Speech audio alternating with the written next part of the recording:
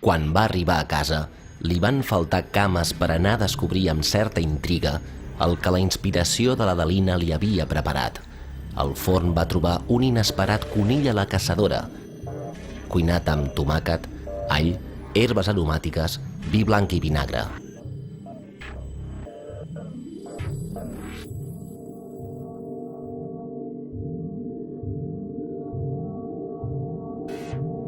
Ansalmo Montalbano és un policia sicilià honrat, però els escàndols de corrupció que protagonitzen els seus col·legues de Gènova li fan sentir ràbia i vergonya.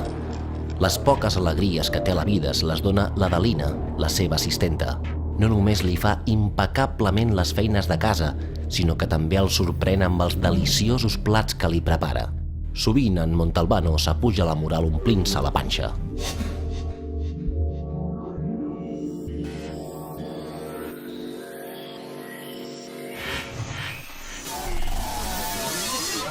Aquella nit en Montalbano no va poder dormir.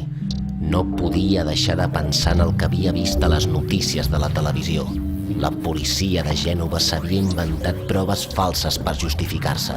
Havien carregat contra uns manifestants antiglobalització.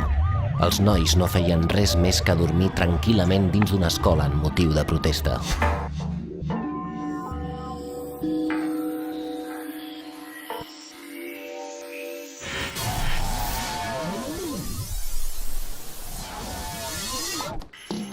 El rellotge marcava gairebé les 6 del matí. Va mirar cap a la finestra. S'hi filtrava una mica de llum. Es va llevar i va obrir els porticons.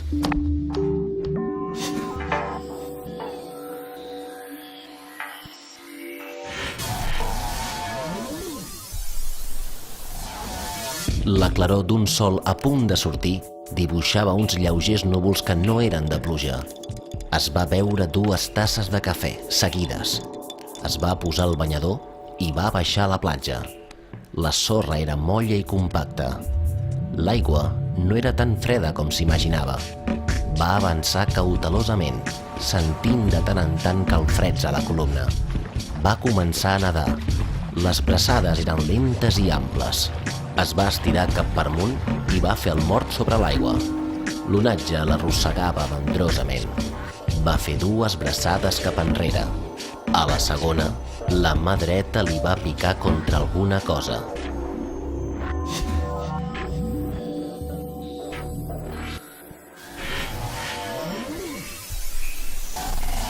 En una fracció de segon, en Montalbano es va adonar que aquell alguna cosa era un peu humà.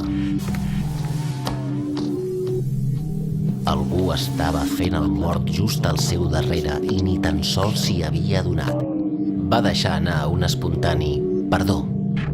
El propietari del peu no va contestar perquè no estava fent el mort. Era mort de veritat. Per la fila que feia, duia força temps mort.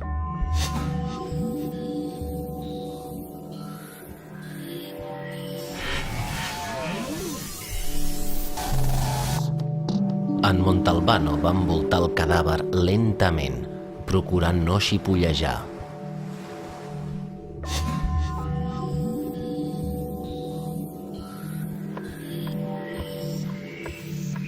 Aquell mort no era recent.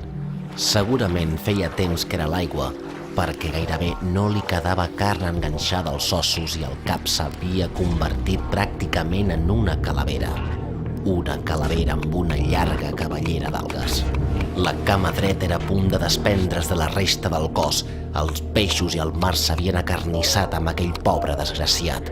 Podria ser algun nàufrag o algun immigrant que per la gana o la desesperació havia intentat entrar al país clandestinament. L'haurien llançat al mar. O hauria fet algun mercader d'esclaus encara més porc i miserable que els altres. Aquell cadàver hauria arribat des de molt lluny.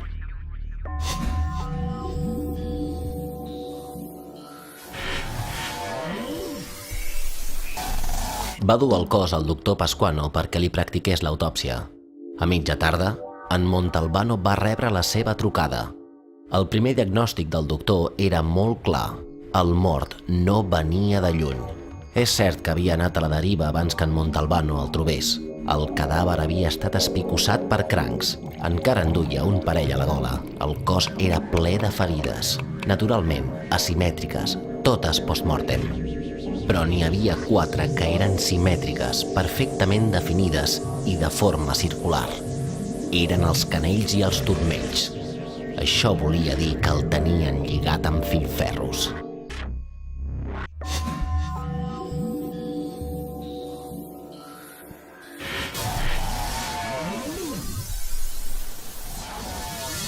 L'havien escanyat fins al punt que li havien tallat la carn.